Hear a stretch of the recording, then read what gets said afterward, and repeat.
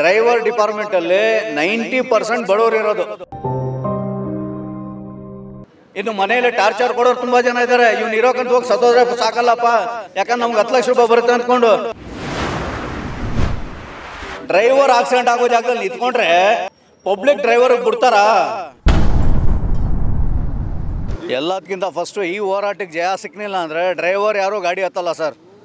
ಯಾಕಂದರೆ 10 ಲಕ್ಷ ರೂಪಾಯಿ ಇಟ್ಕೊಂಡು 10 ವರ್ಷ ಜೈಲು ಶಿಕ್ಷೆ ಅನ್ಭವಿಸಿದ್ರೆ ನಮ್ಮನೆಯವ್ರ ಕಷ್ಟಕ್ಕೆ ಯಾರಾಗ್ತಾರೆ? ನಮ್ಮನೆಯವ್ರ ಕಷ್ಟಕ್ಕೆ ಯಾರಾಗ್ತಾರೆ? ಇದನ್ನು ತೆಗಿಯೋಕೆ ಮುಂಚೆ ಇವ್ರು ಯೋಚನೆ ಮಾಡಿದ್ರ ಡ್ರೈವರ್ ಡಿಪಾರ್ಟ್ಮೆಂಟಲ್ಲಿ 90% ಬಡವರು ಇರೋದು.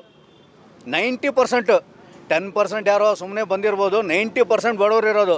ಇನ್ನು ಎಷ್ಟು ಜನ ಎಂಥವ್ರು ಇದ್ದಾರೆ ಅಂತ ಹೇಳಿದ್ರೆ ಅವ್ರಿಗೆ ಮನೇಲಿ ಮಕ್ಕಳು ನೋಡ್ಕೊರೋದಿಲ್ಲ ಅಂಥ ಡ್ರೈವರ್ಗಳು ಬಂದಿದ್ದಾರೆ. ಜೀವನಕ್ಕೆ ಹೆಂಗಾದ್ರೂ ಮಾಡ್ಕೊಂಡು ಹೋದ ಆಟೋ ಓಡಿಸ್ಕೊಂಡು ಒಂದು 200-300 ಮಾಡ್ಕೊಂಡು ಜೀವನ ಮಾಡ್ಕೊಳ್ಳೋಣ ಅಂತ ಅವ್ರಿಗೆ BP ಇರುತ್ತೆ, ಶುಗರ್ ಇರುತ್ತೆ, ಜೀವನಕ್ಕೋಸ್ಕರ ಬಂದಿರ್ತಾರೆ.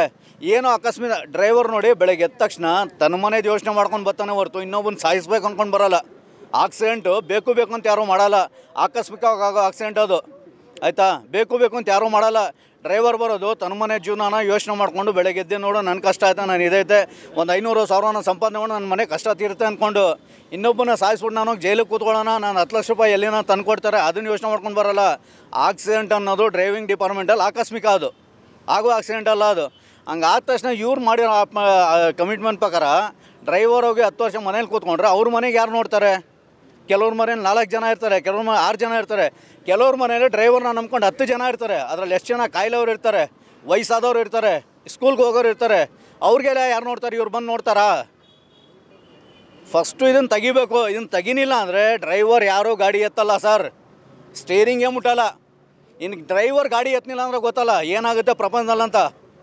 ಸೆಕೆಂಡ್ ಶ್ರೀಲಂಕಾ ಆಗುತ್ತೆ, 50 ರೂಪಾಯಿ kg ಅಕ್ಕಿ 500 ರೂಪಾಯಿ ಆಗುತ್ತೆ, 25 ರೂಪಾಯಿ ಲೀಟ್ರ್ ಹಾಲು 500 ರೂಪಾಯಿ ಆಗುತ್ತೆ.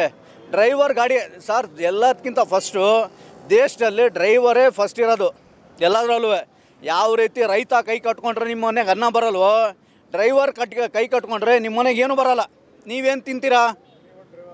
ನಿಮ್ಮ ಮನೆಗೆ ಏನು ಬರಬೇಕಾದ್ರೂ ಡ್ರೈವರೇ ಬರಬೇಕು, ನಿಮ್ಮನ್ನು ಸಾಗಿಸ್ಬೇಕಾದ್ರೂ ಡ್ರೈವರೇ ಬರಬೇಕು. ನೀವು ಗಾಡಿ ಓಡಿಸ್ಕೊಂಡು ಹೋಗಲ್ಲ, ಅವನು ಡ್ರೈವರೇ, ನಿಮಗೆ ಸಾಗಿಸೋನು ಡ್ರೈವರೇ.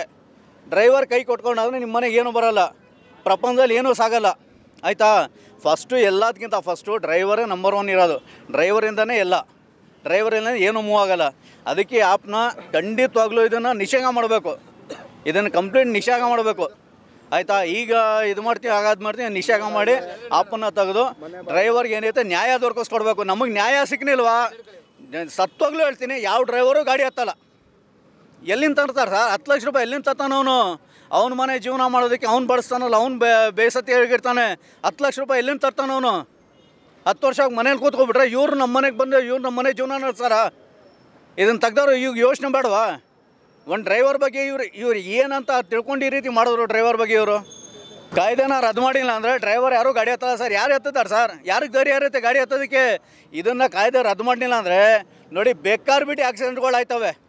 ಯಾಕಂದರೆ ಬೇಕಾರ್ ಬಿಟ್ಟಿಗಳು ತುಂಬ ಜನ ಇದ್ದಾರೆ. ಇನ್ನು ಮನೆಯಲ್ಲಿ ಟಾರ್ಚರ್ ಕೊಡೋರು ತುಂಬ ಜನ ಇದ್ದಾರೆ. ಇವ್ನು ಇರೋಕಂತ ಹೋಗಿ ಸತ್ತೋದ್ರೆ ಸಾಕಲ್ಲಪ್ಪ, ಯಾಕಂದ್ರೆ ನಮ್ಗೆ 10 ಲಕ್ಷ ರೂಪಾಯಿ ಬರುತ್ತೆ ಅಂದ್ಕೊಂಡು.